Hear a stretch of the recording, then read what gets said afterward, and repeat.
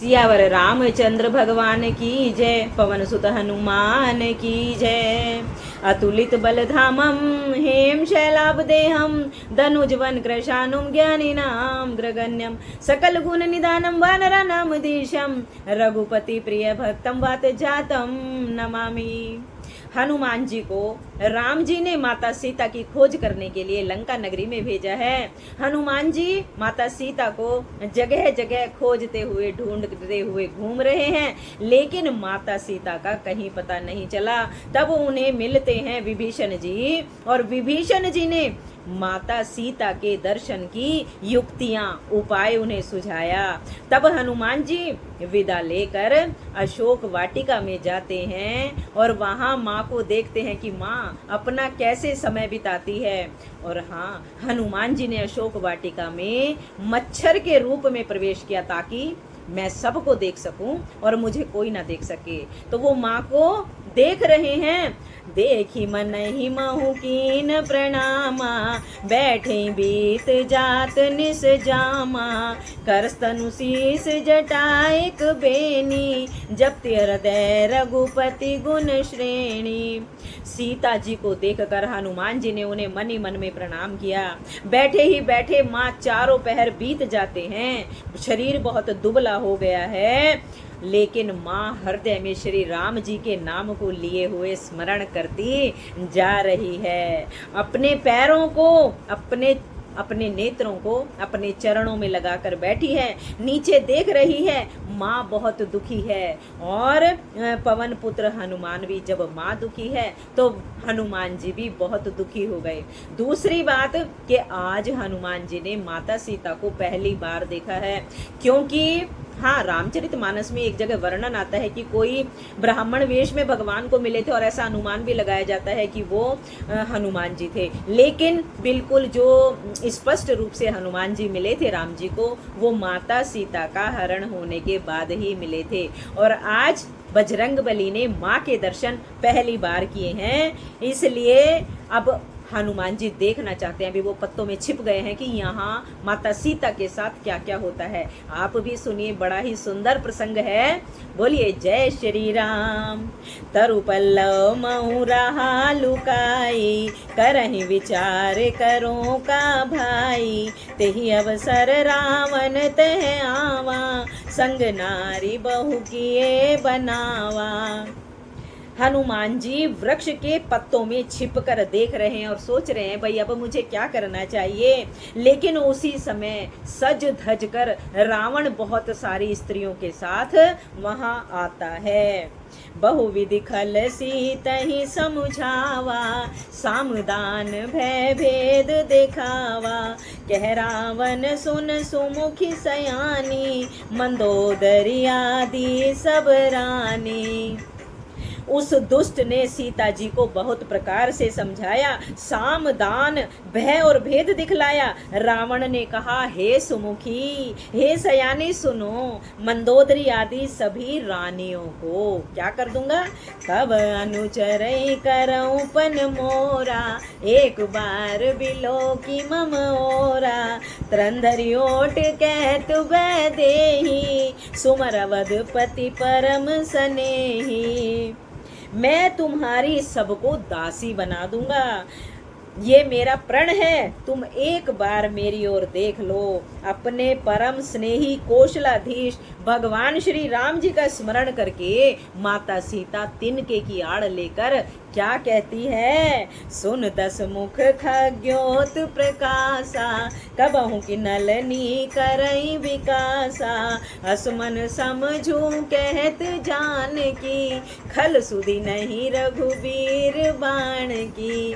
माता कहती है, हे दशमुख, जुगनू के प्रकाश से कमलनी नहीं खिलती, वो तो केवल सूर्य के प्रकाश से खिलती हैं। जानकी जी कहती हैं कि तुझे रघुवीर जी के बाण की खबर नहीं है, और कहती हैं कि हे पापी, मुझे सूने में हर कर लाया है और यहाँ अपनी वीरता की डींगे मारता है कि मैं तो बहुत पराक्रमी हूँ, बहुत बलशाली हूँ। अगर तू इतना वीर था, इतना बलशाली था, तो मुझे मेरे स्वामी भगवान श्री रामचंद्र जी से युद्ध करके लाता, पीछे से चुरा कर लाने वाला तो चोर होता है, और तुम अपने पराक्रम की इतनी बड़ाइयां करते हो। और भाई माता सीता ने सच बात कह दी, और आपको पता है सच बात कहने से क्या लग जाती हैं। रावण को भी वही हाल हुआ, जब सच सुना तो वो बर्दाश्त नहीं हुआ, और क्या कहता है, आप ही सुनी खग्योत सम, राम ही भानु समान, परुष वचन सुन काढ़यसी, बोला तिखे सियान। जब उसने अपने आप को जुगनू के समान समझा और श्री रामचंद्र जी को सूर्य के समान सुना ना, तो सीता जी के कठोर वचन सुनकर तलवार निकालकर माता सीता को मारने दौड़ा। कौन? रावण। क्योंकि आजकल सच बोलना सबसे ज्यादा बड़ा गुनाह है, और माँ सीता ने सच बोल दिया। अपने बारे में सच बातें सुनकर गुस्सा आता है उन लोगों को जो झूठ, छल और कपट के साथ जीवन बिताते हैं, और जो सच्चा होता है ना उसके सामने तुम सच बात को, उसको कभी गुस्सा नहीं आएगा। हमेशा झूठे को सच बात सुनकर गुस्सा आता है। ऐसे ही रावण को भी गुस्सा आया। सीता ते मम कृत अपमाना, कटियऊ तब सिर कठिन कृपाना, नाही ते सपदि मानु मम बानी, सुम की होत न ते जीवन हानि। सीता तूने मेरा अपमान किया है, रावण कह रहा है माता सीता से, तूने मेरा अपमान किया है, मैं तेरा सिर इस कठोर कृपाण यानी तलवार से काट डालूंगा, नहीं तो मेरी बात मान ले, हे सुमुखी तुझे जान से हाथ धोना पड़ेगा।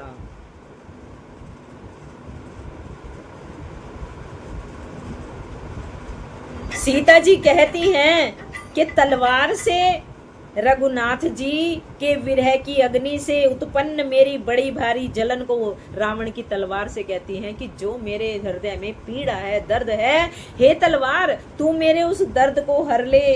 तू शीतल, तीव्र और श्रेष्ठ धारा बहाती है, तू मेरे दुख और बोझ को हर ले। क्योंकि माँ बहुत दुखी हैं। अशोक वाटिका में आप जानते हो माता सीता अकेली थी, रावण बार बार धमकाता था, मारने की धमकी देता था, और जब एक अकेला आदमी और उसके साथ कोई बोलने वाला ना हो, उसकी जो स्थिति होती है वही आज माता सीता की है, और वो तलवार से कहती हैं कि मेरी जान तू ले ले।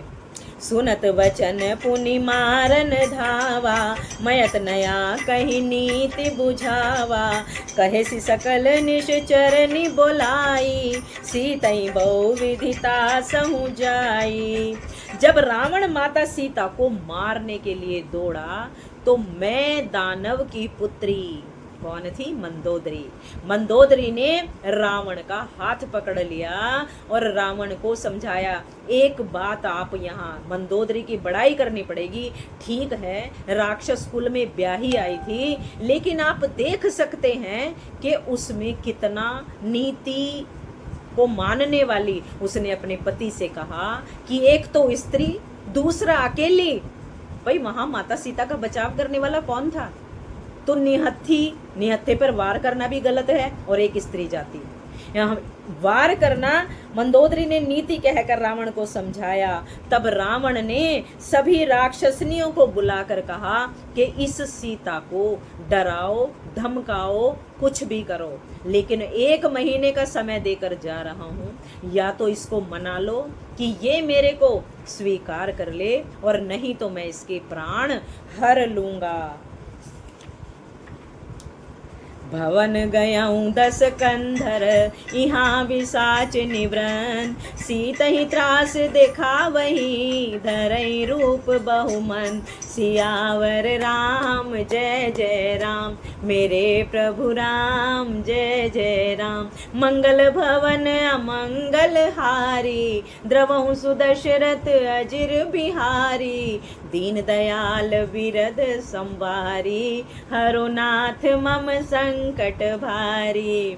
इस प्रकार कहकर रावण घर चला गया।